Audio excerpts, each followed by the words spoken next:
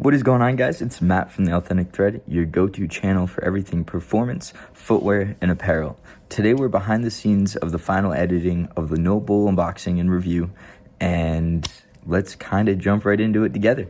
Kicking it off with the essentials, NOBULL's no-shirt socks in white, coming in at $18. Nothing crazy here, but you can feel the cushion. These moisture wicking with arch support, so that they should hold up well for training. They feel breathable, but I'll have to see how they hold up after a few washes.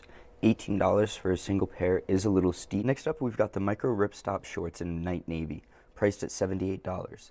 These feel lightweight but durable, which makes sense since they're made from ripstop fabric, the same type of material used in a lot of outdoor military gear. The elastic waistband has a good amount of stretch and definitely designed for mobility.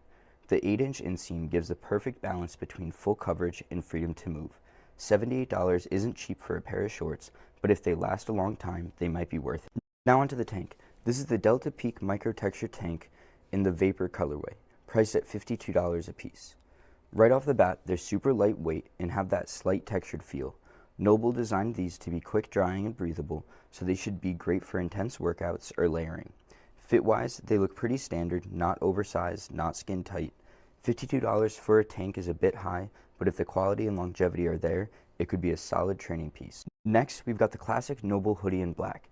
Coming in at $98, it's heavyweight but soft. This definitely feels like a solid layering piece. The branding is minimal, which I love, just that clean NOBULL aesthetic. Fit-wise, this is a medium, and I'd say it's slightly relaxed, not overly baggy. If you're looking for a good training hoodie, it might be worth it. But for nearly $100, we'll have to see if it holds up and after a few wears and washes. Now onto the first pair of shoes. This is the Drive Knit in the lavender colorway, priced at $149. I did order a half size up as recommended in the product description, so I went with an 8.5 instead of my usual 8. Right out the box, the shoe is super lightweight, and you can already tell the knit upper is extremely breathable.